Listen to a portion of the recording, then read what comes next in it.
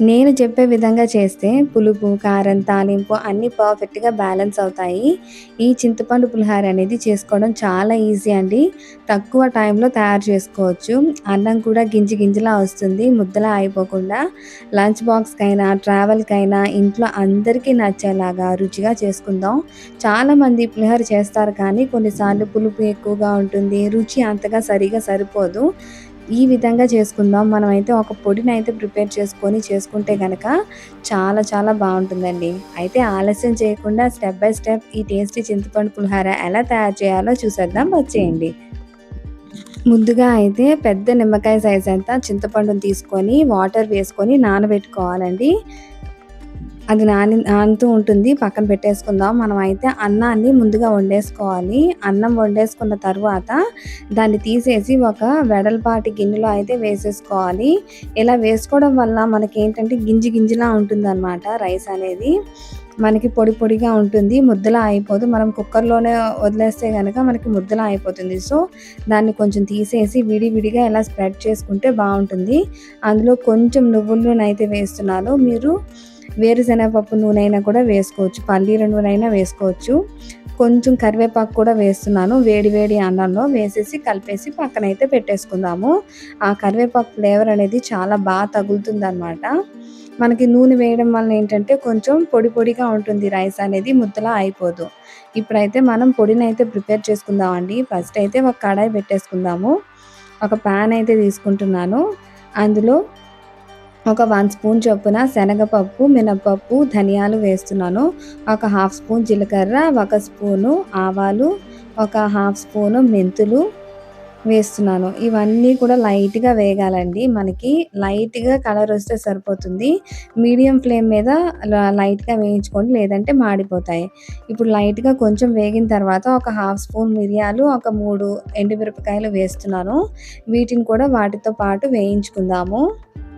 చూడండి మనకి కలర్ అనేది చేంజ్ అవుతుంది. మనకి మెంతులు, మినపప్పు అనేది కలర్ అనేది చేంజ్ అవుతుంది. అంతవరకు కూడా మనం వేయించుకుంటే సరిపోతుంది. చూడండి చూపిస్తున్నా కదా! ఆ విధంగా. ఈ విధంగా వచ్చిన తర్వాత స్టవ్ అయితే ఆఫ్ చేసేసుకొని ఒక 1 స్పూను నువ్వులైతే వేసుకుందామండి. నువ్వులనేవి మనం ఆఫ్ చేసిన తర్వాత వేసుకుందాము. వేసేసుకొని ఇదంతా కూడా చల్లారిపోవాలి ఫుల్లుగా. చల్లారిన తరువాత మనం మిక్సీ అయితే పట్టేసుకొని పొడైతే ప్రిపేర్ చేసుకోవాలి. నీట్‌గా పొడనేది ప్రిపేర్ చేసుకొని మనం పక్కన పెట్టేసుకుందాము. ఈ పొడనేది చాలా టేస్టీగా ఉంటుందండి. ఇదే అసలు మనకేంటంటే టెంపుల్ స్టైల్‌లో కొంచెం పులిహోర అనేది ప్రిపేర్ చేసుకోవడానికి చాలా బావుంటుంది. ఈ పొడి వల్లనే టేస్ట్ అనేది వస్తుంది. చాలా బావుంటుంది. ఈ పొడైతే ప్రిపేర్ చేసుకొని ఇప్పుడు పక్కన పెట్టేసుకుందాం. మనం ఇప్పుడు పోపయితే పెట్టేసుకుందాం అండి. వచ్చేయండి. ఇప్పుడైతే పోపు పెట్టుకుందామండి. నేను అదే పాన్ తీసుకుంటున్నాను. ఒక 5-6 స్పూన్ల నూనె అయితే వేస్తున్నాను. ఈ పులిహోరలోకైతే నువ్వుల నూనె గానీ, లేపోతే పల్లీల నూనె గానీ రెండిట్లో ఏదైనా బావుంటుంది. మామూలు నూనె కన్నా కూడా ఈ 2 చాలా బావుంటుంది. పులిహోర ఫ్లేవర్ అనేది చాలా వస్తుంది. నేనైతే నువ్వుల నూనె వేస్తున్నాను. 5 స్పూన్ల నూనె అయితే వేస్తున్నాను. నూనె ఎక్కువే పడుతుందండి మనకి పోపుకి. ఇప్పుడైతే ఒక స్పూను శనగపప్పు, ఒక స్పూను మినపప్పు, ఒక స్పూను ఆవాలు వేస్తున్నాను. ఆవాలనేవి చిటపటలాడిన తర్వాత కొన్ని పల్లీలైతే వేస్తున్నానండి. పల్లీలనేవి కొంచెం లైట్‌గా రంగు మారితే సరిపోతుంది. లైట్‌గా రంగు మారిన తర్వాత జీడిపప్పు అయితే వేస్తున్నాను. జీడిపప్పు అనేది ఆప్షనల్ అండి. మీ ఇష్టం వేసుకున్నా, వేసుకోకపోయినా కూడా చాలా బావుంటుంది. నేను వేస్తున్నాను. అవి కలర్ అనేది మారాలి మనకి. జీడిపప్పు కూడా కొంచెం కలర్ అనేది చేంజ్ అయిన తర్వాత ఒక 2 ఎండుమిరపకాయలు, 3 పచ్చిమిర్చి వేస్తున్నాను. కొంచెం కరివేపాకు కూడా వేసుకొని లైట్‌గా వేయించుకోవాలి. ఇవన్నీ కూడా లైట్‌గా వేగిన తర్వాత మనం పక్కన పెట్టుకున్న పౌడర్ ఉంది కదా! పొడి ఉంది కదా! దాన్ని వేసేద్దాము. ఈ ఆయిల్‌లో వేగితే బావుంటుంది. కొంచెం అయితే వేసేసుకొని మనం ఇప్పుడుకొచ్చి పసుపు అయితే వేసుకోలేదండి. సో, 1 స్పూన్ పసుపు అయితే వేసుకుందాము. పసుపు అనేది కూడా ఇందులో వేసుకొని లైట్‌గా కలిపేసుకొని నేను చింతపండు వాటర్‌లో నానబెట్టుకున్నాం కదా! అదంతా గుజ్జు అనేది తీసేసి ఆ వాటర్‌ని కూడా ఇందులో వేసేసుకోవాలి. ఆ వాటర్‌ని ఇందులో వేసుకున్న తర్వాత మనకి మంచిగా ప్యూరీలాగా పేస్ట్‌లాగా రావాలనమాట. అంతవరకు కూడా మనం నీట్‌గా మగ్గించుకోవాలి. ఆ చింతపండు అనేది మంచిగా ఉడికి ఈ ఫ్లేవర్స్ అన్నీ కూడా మనం పొడేసాం కదా! ఆ ఫ్లేవర్స్ అన్నీ కూడా మంచిగా మిక్స్ అవుతాయన్నమాట. మనకి మంచిగా ఉడుకుతుంది. కొంచెం దగ్గరగా అయ్యేంత వరకు కూడా నేను చూపిస్తాను. అంతవరకు కూడా మీరు ఆ కన్సిస్టెన్సీ వచ్చేంత వరకు కూడా లైట్‌గా ఉడకనివ్వాలి. నేను చూపిస్తున్నా కదండీ! ఈ విధంగా వచ్చేంత వరకు కూడా మీరు మంచిగా ఉడికించేసుకుంటే సరిపోతుంది. మనం సాల్ట్ అనేది కూడా యాడ్ చేయలేదు కాబట్టి సాల్ట్ అనేది కూడా యాడ్ చేసుకోండి. ఒక 1 స్పూన్, 1 ½ స్పూన్ వేసుకోండి. అవసరమైతే లాస్ట్‌లో వేసుకోండి. ఇప్పుడైతే మనం దీన్ని ఆఫ్ చేసేసుకుందామండి. ఆఫ్ చేసేసుకొని దీన్ని మనం ఆల్రెడీ పక్కన పెట్టుకున్న రైస్ ఉంది కదా! ఆ రైస్‌లో అయితే మిక్స్ చేసేసుకుందాము. వేసేసుకొని కొంచెం కొంచెం వేసేసుకొని కలిపేసుకుంటే సరిపోతుంది. నీట్‌గా మొత్తం అంతా కూడా కలిపేసుకోండి.